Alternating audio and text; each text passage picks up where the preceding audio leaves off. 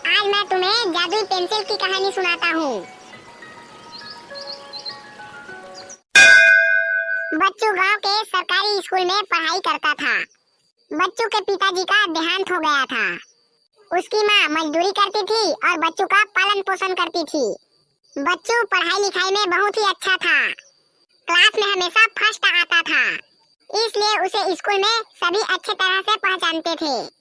एक दिन उनकी टीचर उनको होमवर्क देते हुए बोलती है, बच्चों, मनुष्य देवता जैसे पेड़ को अपने स्वार्थ के लिए, पैसों के लिए, फल खाने के लिए किस तरह निर्दयी होकर काटते हैं, उस विषय पर एक निबंध लिखकर एक ड्राइंग शीट पर अलग अलग रंग से रंग बिरंगे फल, फूल और पेड़ का चित्र बना के कल ही लाना। जो भी अच्छे से चित्र बना के लाएगा उसको परसों बाल दिवस के दिन कलेक्टर साहब इनाम देंगे। ठीक है मैम। बच्चू स्कूल से घर आकर मम्मी, अयो मम्मी, मम्मी ओ मम्मी पुकारते हुए आसपास देख रहा था। अरे मम्मी कहाँ हो? अरे मम्मी कहाँ चली गई? तभी बच्चू के पीछे से उसकी पड़ोसन आती है। अरे ओ बच्चू बेटा। हाँ आंटी बताइए क्या हुआ? तुम्हारी माँ मुनीम के यहाँ मजदूरी करने गई है। मुनीम ने बोला है कि आज काम बहुत है। तेरे माँ को आज रात भर काम करना पड़ेगा, इसलिए वो लेट से घर आएगी। तो आज तुम मेरे यहाँ खाना खाओगे? अरे नहीं आंटी, मुझे भूख नहीं है, मुझे मेरे मम्मी के पास जाना है क्योंकि मुझे पेंसिल खरीदना है, इसीलिए मम्मी से पैसा मांगूंगा। फिर बच्चू अपने माँ के पास पैसा लेने के लिए चला जाता है। बच्चू की माँ मुनीम के यहाँ काम कर रही थी। तभी दौड़ते हुए वहाँ पे बच्चू आता है। अपने माँ के पास आते ही बच्चू बोलता है, माँ, हमारी टीचर ने एक बहुत बड़ा होमवर्क दिया है। आज मैं पूरा होमवर्क कंप्लीट करके कल उसे चेक करवाना है, इसलिए मुझे 10 कलर पेंसिल और एक ड्राइंग शीट खरीदना है। तो इसके लिए मुझे कुछ पैसे चाहिए, इसीलिए मैं यहाँ आपके पास पैसे लेने आया हूँ। मेरे को 100 रुपया दे दीजिए ना। अरे बेटा, मुझे काम के पैसे कल यानी कि काम होने के बाद मिलेंगे। लेकिन मुझे पैसे अभी चाहिए मम्मी।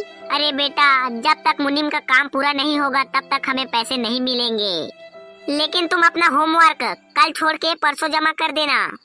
अरे लेकिन होमवर्क को तो कल ही जमा करना पड़ेगा। इतना बोलकर बच्चू वहाँ से उदास होकर चला जाता है। फिर बच्चू मुंह लटका के चलते हुए जा रहा था। कुछ दूर चलने के बाद वह रास्ते में एक पेड़ के नीचे बैठ जाता है और खुद मन ही मन कुछ बड़बड़ाता रहता है। अरे अब तो शाम होने वाली है, पेंसिल कैसे खरीदूंगा? पैसे भी नहीं है मेरे पास। लेकिन पेंसिल तो पेड़ से ही बनता है ना। टीचर ने कहा था कि पेड़ तो देवता जैसे होते हैं, इसीलिए अब इस पेड़ के देवता से ही प्रार्थना करता हूँ। यही मेरे समस्याओं का समाधान करेगी।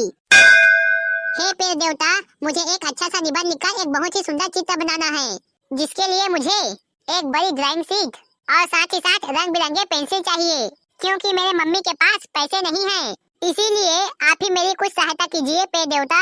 ऐसा बोलते हुए बच्चू हाथ जोड़कर पेड़ देवता से प्रार्थना कर रहा था। तभी पेड़ से आवाज आती है, बेटा परेशान मत हो, घर जाके दीप जलाओ। खाना खाने के बाद घर के आंगन में आके देखना, जो मांगा है वो मिल जाएगा। ये सुनकर बच्चू खुश हो जाता है। पेड़ देवता देने वाले हैं, पेड़ देवता देने वाले हैं, ये सब की मदद करते हैं। ऐसा बोलते हुए बच्चू अपने घर की ओर चला जाता है। बच्चू के जाते ही पेड़ के पीछे छिपे हुए 2 लड़कियां बाहर आई।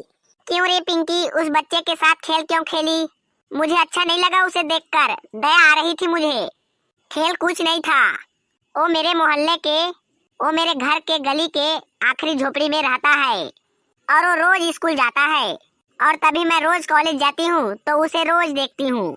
उसका चेहरा देखकर मुझे मेरी छोटे भाई की याद आ जाती है। ठीक है चलो शॉपिंग करनी है। फिर पिंकी बोलती है, कल ही तो शॉपिंग किए हैं ना, और क्या लेना है? फिर चिंकी बोलती है, कलर पेंसिल और ड्राइंग। बच्चू खुशी खुश जल्दी जल्दी खाना खाता है और एक दीपक जला के घर से बाहर आता है।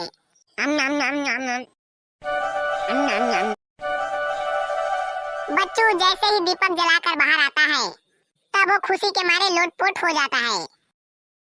अरे अरे इतने सारे पेंसिल और ड्राइंग शीट। हे पेड़ देवता, मेरे सारे जरूरतों को पूरा कर दिए। अब मैं अच्छे से होमवर्क करूंगा। अब बच्चू टेबल में बैठकर अपना होमवर्क पूरा करता है और वहाँ दीवार के उस पार से चिंकी और पिंकी छिपकर बच्चू को देख रहे हैं और खुश होकर वहाँ से चले जाते हैं। फिर बाल दिवस के दिन कलेक्टर जी अच्छे से निबंध लिखकर रंग बिरंगे चित्रों से तैयार किया हुआ होमवर्क देखकर मैं आज बच्चू को ये गोल्ड मेडल दे रहा हूँ। Thank you sir, thank you thank you. और एक बात, इसमें लिखी हुई आखिरी लाइन कितनी सुंदर है। पेड़ को मत काटो, ऐसा निबंध लिखकर पेड़ से आई एक पेंसिल से मैं कहानी लिखा हूँ। उसके लिए आई एम सॉरी, लेकिन हमारे टीचर ने हमें होमवर्क करने के लिए कहा था, इसलिए हमें लिखना पड़ा। इतनी कम उम्र में बच्चों की इस सोच ने मुझे आश्चर्य पर डाल दिया है। इसलिए मैं एक बात कहना चाहता हूँ, जो पेड़ हमें स्वयं देते हैं उसे सही तरह से इस्तेमाल करने में कुछ गलत नहीं है, लेकिन अपने निजी स्वार्थ के लिए पैसे कमाने के लिए वृक्षों को काटना गलत बात है। तो दोस्तों, इस कहानी से हमें यह शिक्षा मिलती है कि अपने निजी स्वार्थ के लिए किसी वृक्ष को काटना गलत बात है। तो चलो दोस्तों, आज के इस कहानी को यहीं पे समाप्त करते हैं। मिलते हैं अगले कहानी में। तब तक के लिए आप हमारे चैनल में नए हैं तो सब्सक्राइब कीजिए और वीडियो अच्छा लगा हो तो लाइक कीजिए।